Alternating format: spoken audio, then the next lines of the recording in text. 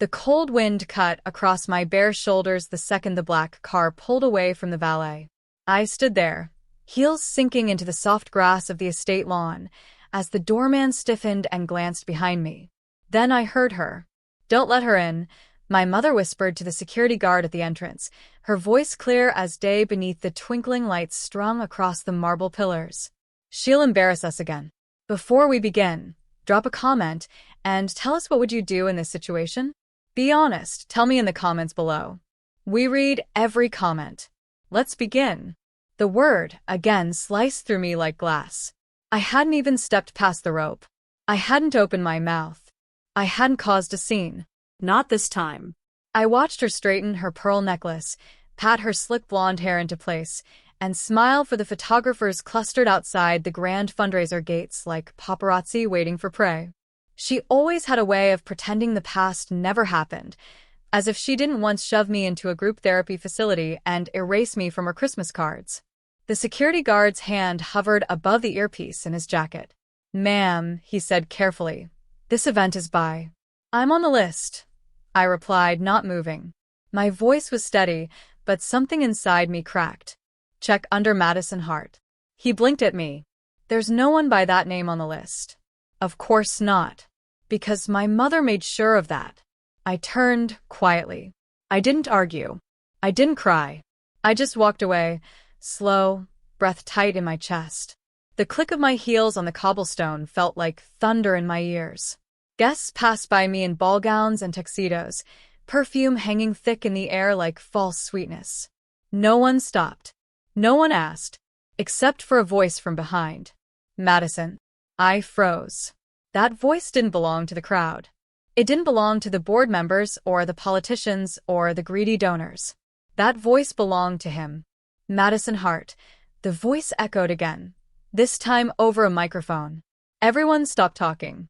The string quartet halted mid-song. I turned around. Standing under a cascade of golden light on the outdoor stage, in a suit that probably cost more than my entire apartment building, was the guest of honor. Tyler James Monroe. The billionaire tech philanthropist everyone had flown in to see. My husband.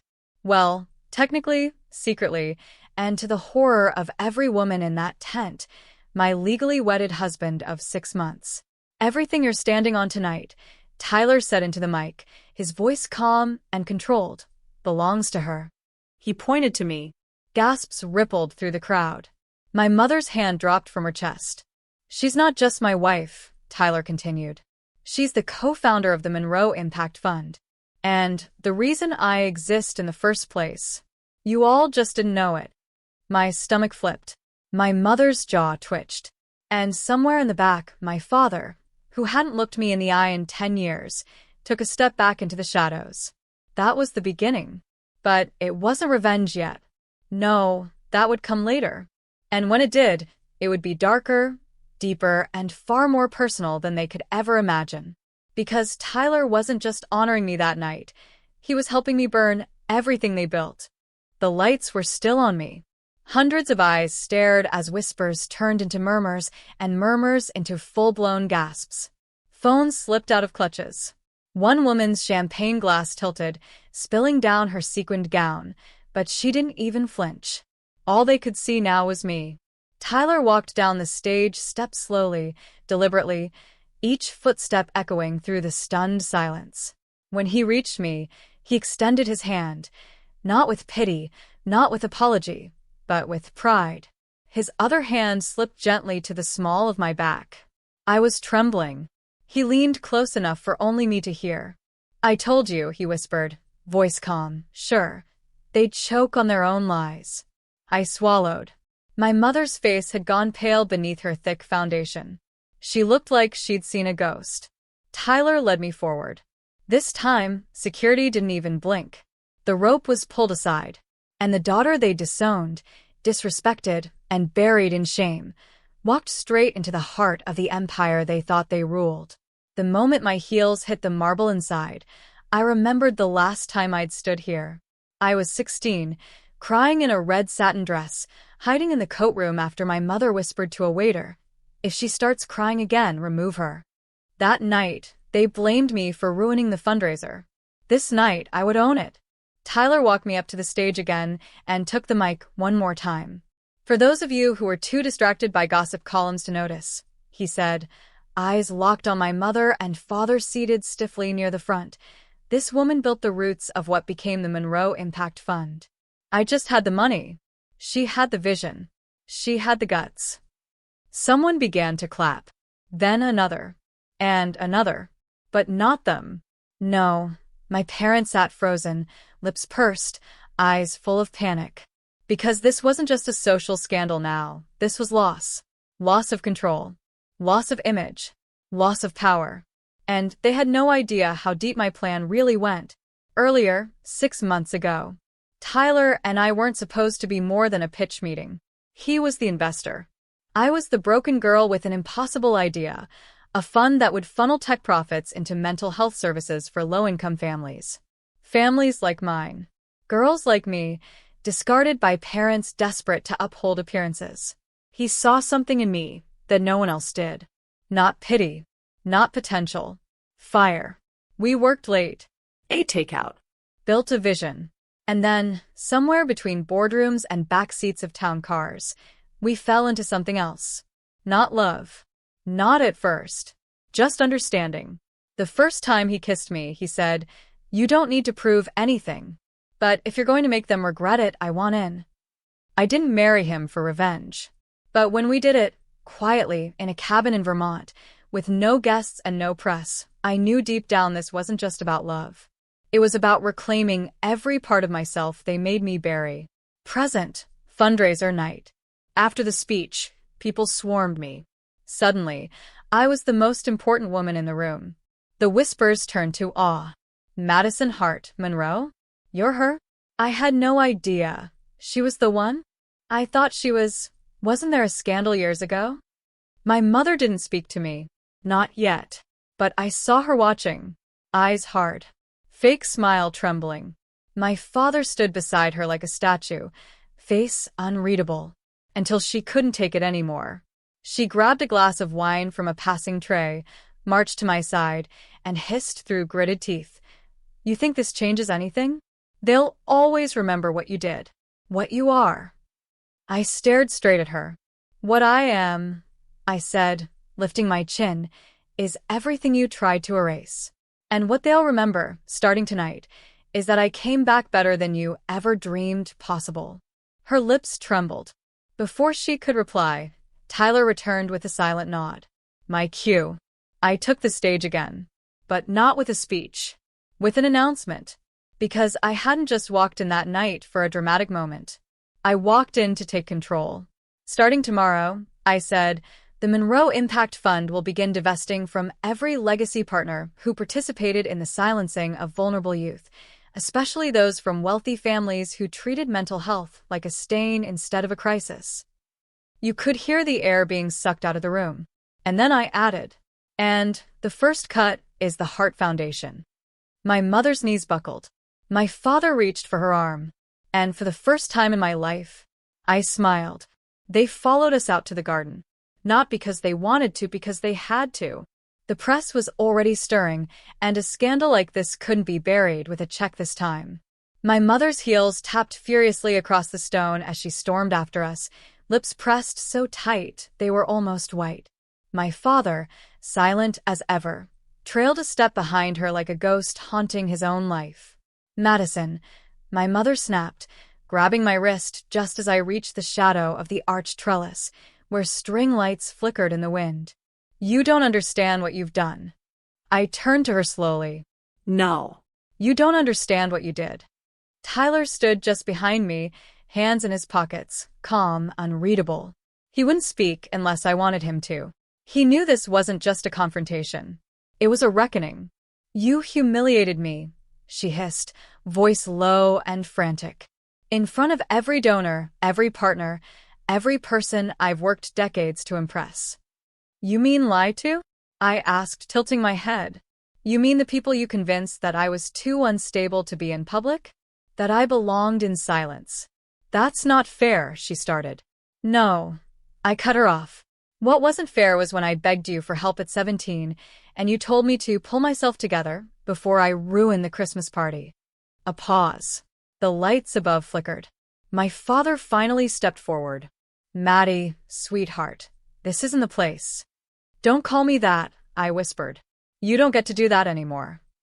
The silence that followed was so heavy it felt like a fourth person in the garden. They looked different in this light, my parents. Smaller, fragile. And for a flicker of a second, I saw something close to fear pass between them. But I wasn't done. 3 years ago, the embarrassment. I had tried to hide the anxiety, the panic attacks, the nights I couldn't sleep, the mornings I couldn't get out of bed. I was doing everything right. Ivy League school, internships, smiling for gala photos. Until I couldn't anymore. The night of the Heart Foundation's winter ball, I had a breakdown in the marble bathroom stall, my hand over my mouth to muffle the sobs. When I stumbled out, makeup smeared, breath ragged, my mother was there. Her exact words? If you're going to break down, at least do it in private. We're hosting the mayor's wife tonight. The next morning, they had me institutionalized. Not in a place of care, but in a discreet, expensive facility 2 states away. They told the press I was traveling in Europe. They told me nothing. No visits. No letters. No explanation. Just removed. Like a stain. Present. Back in the garden. I stared into my mother's eyes, letting the memory wash through me, not to break, but to own it. You abandoned me, I said, voice shaking now, but not weak. And now, you're upset I walked away before you could do it again? My mother opened her mouth. No sound came out. And then Tyler stepped in, not with anger, with precision. I gave her power because I trusted her more than anyone in that room, he said quietly. Including you. My father's eyes flicked between us. What do you want? He finally asked. Is this just revenge? You want us ruined? No, I said. I want to make sure no other daughter ends up where I did, choking back tears in a marble stall while her mother whispers about the shame of her existence. And then I added, softer this time, and I want you to feel what it's like to be unwelcome somewhere you helped build. That night, we didn't stay long after. The whispers kept growing. The news was already picking it up. Monroe's wife revealed scandal ties to Hart family. But I didn't care. In the car, Tyler took my hand. You okay? He asked, his voice the only sound that felt real after hours of flashbulbs and fake smiles. No, I said honestly. But I will be. He nodded, pressing a kiss to my hand. There's still more to come. You sure you want to go through with it? I looked out the window as the city blurred past. I've waited my whole life for them to see me. Now they will. On my terms. 2 weeks later, the headlines hadn't died down. In fact, they were multiplying. Heart Foundation caught in family mental health scandal. Daughter speaks out. Monroe Fund pulls $40 million from Hart partners overnight. Tyler Monroe's secret wife used to be the Hart family outcast. I didn't hide anymore. I didn't lower my eyes when I walked into rooms. I showed up, fully visible, in every meeting, every board presentation, every interview. The world didn't just see Madison Hart anymore. They saw Madison Monroe, and they listened. I had my own office now, 1 floor above Tyler's. Not because he gave it to me, but because I'd earned it. And across that sleek glass desk sat reporters, executives, donors, and people who once ignored my emails now begged for access. But the most unexpected visitor of all? My mother. She walked into the Monroe building like she owned it, still in her pearls, still dressed like old money. But she had bags under her eyes, and the skin around her mouth looked tighter, more worn. I'm not here to fight, she said, voice low. I didn't invite you, I replied, not looking up from my laptop. She stood silently for a second. Then, you made your point. I set the laptop aside and met her eyes. Oh, Mother. You think this was about making a point? She blinked. This is about fixing the system you helped poison. You lied about me. You erased me. Then you built an empire pretending to care about people like me. Her mask cracked slightly. I did what I thought was best. You did what was convenient.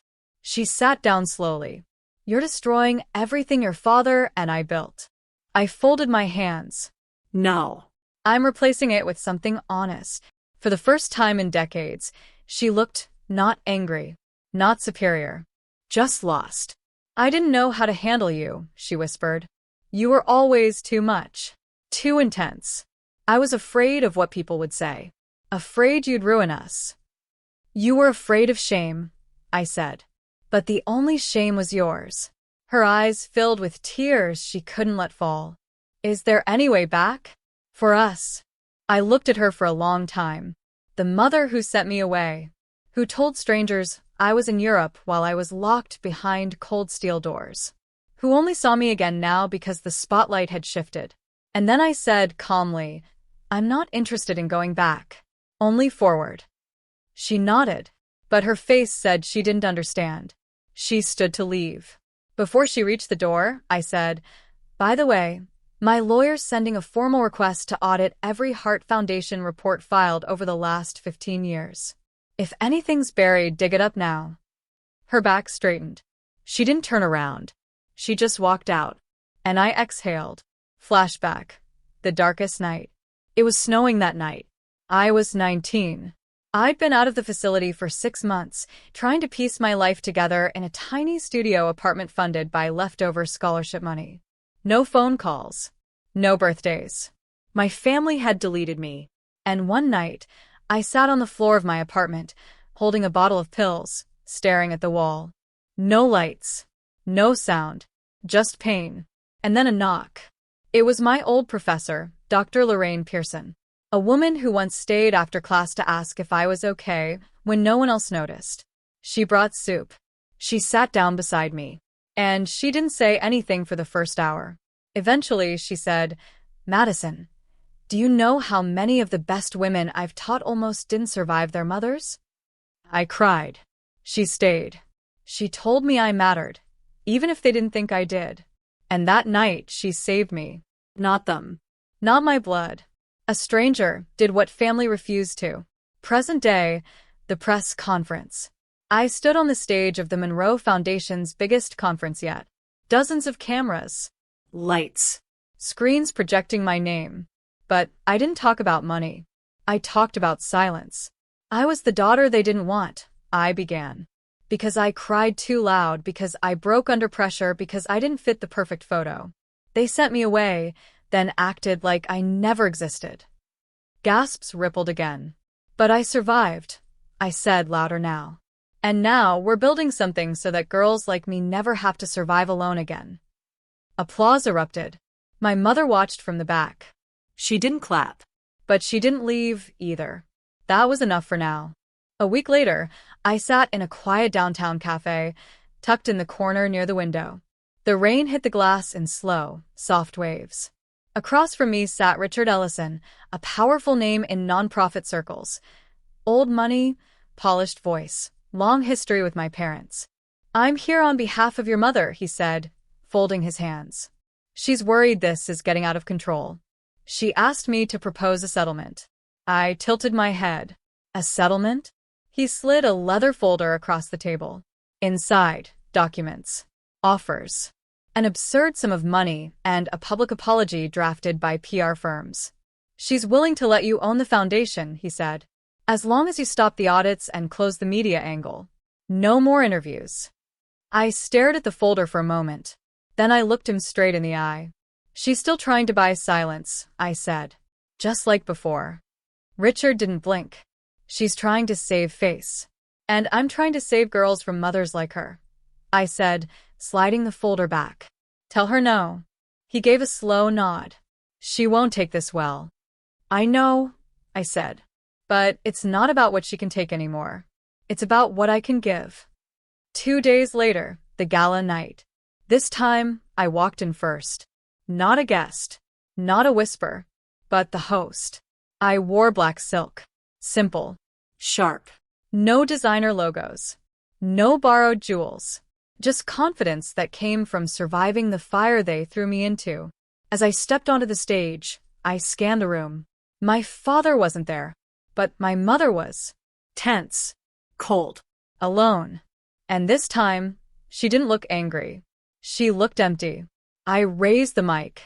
Tonight, I began. We launched the Pearson Initiative, named after the professor who showed up when everyone else turned their back. Applause thundered. We will fully fund mental health access in every public school district in the state. And we will do it without needing approval from anyone who once said I was too broken to be believed. All eyes turned to my mother. She stared at me like she didn't recognize me at all. And in a way, she didn't. Because I wasn't her daughter anymore. I was myself. Later that night, Tyler found me outside, standing by the railing overlooking the city. Your mother left early, he said. I didn't turn. She always does. She won't come back, will she? Maybe someday, I said quietly. But I won't be waiting. He reached for my hand. You proud of yourself? I nodded. For the first time, yes. We stood there side by side. No applause. No spotlight. Just the quiet peace of knowing I had finally taken back what was stolen from me. Not just my voice, but my future.